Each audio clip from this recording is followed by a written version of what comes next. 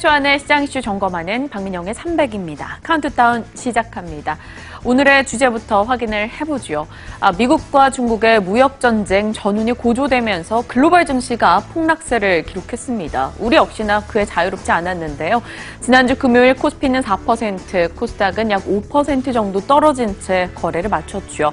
코스피는 6년 4개월 만에 최대 낙폭을 기록하며 하루 사이에 80포인트가 증발했습니다. 글로벌 금융위기 때 하루 사이에 126포인트가 떨어졌던 그 악몽이 마치 되살아나는 듯한 기분이었죠. 트럼프 대통령과 시진핑 국가주석의 대립이 첨예하게 드러나면서 관련한 시장의 경계감이 커지고 있습니다. 이러한 이슈들 정리하면서 오늘 그 안에서도 실적에 대한 관심이 높아지는 지금 어떤 종목에 초점이 맞춰져 있는지 살펴보죠. 일단 전문가들은 아직까지는 무역전쟁 최악의 시나리오로는 가지 않을 수 있다라고 이야기를 하고 있습니다. 추가 악화 가능성을 조금 제한적으로 판단하고 있는데요.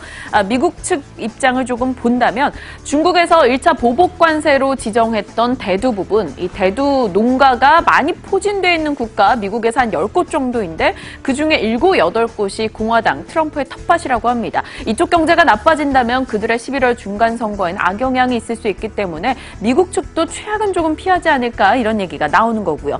중국에서는 당연히 GDP 수출 비중이 미국보다 2배 이상 높기 때문에 실물 경제 타격 걱정이 크겠죠. 이렇기 때문에 어느 정도 미국과 중국 뒤로 물러설 한 발 정도는 남겨놓고 있다라는 평가가 나오고 있습니다.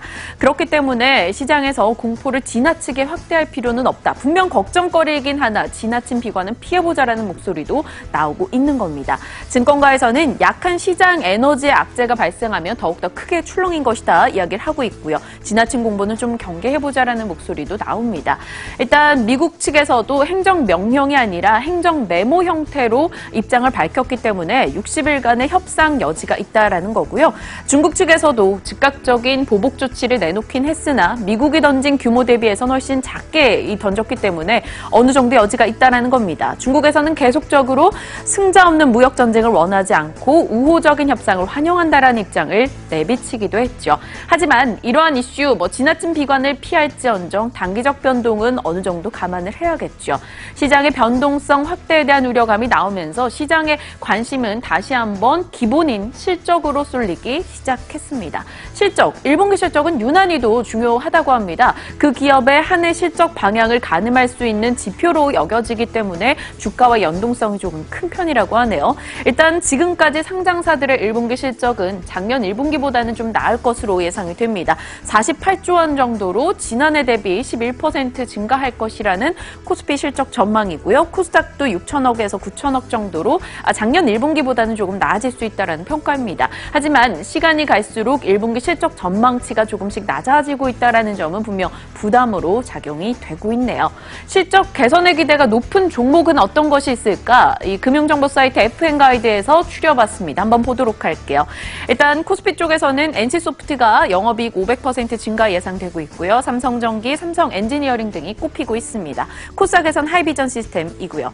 흑자 전환 기대감이 있는 것은 삼성 SDI, 하이트 진로이고요. 코스닥에서는 파라다이스, 인터플렉스, 파트론, 쇼박스 등이 거론되고 있습니다.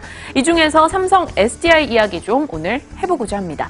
삼성 SDI 지난 금요일장 4% 떨어졌습니다. 코스피 지수가 3% 이상 밀려났었기 때문에 그를 좀 감안해야겠죠.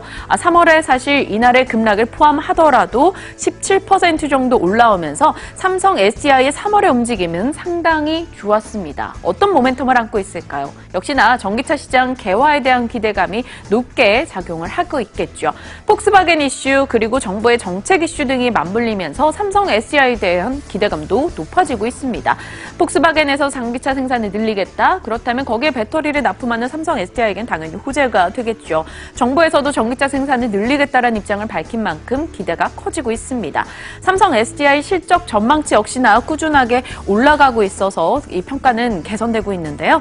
신한금융투자증권에서는 삼성 SDI의 전기차 배터리 매출은 2020년에 3조 원을 돌파할 것으로 예상을 하고 있고요. 삼성그룹 내 가장 빠르게 성장할 사업 분야다라는 코멘트까지 달아 나갔습니다. ESS 부분에 대한 기대감도 높게 등장을 하고 있는데요.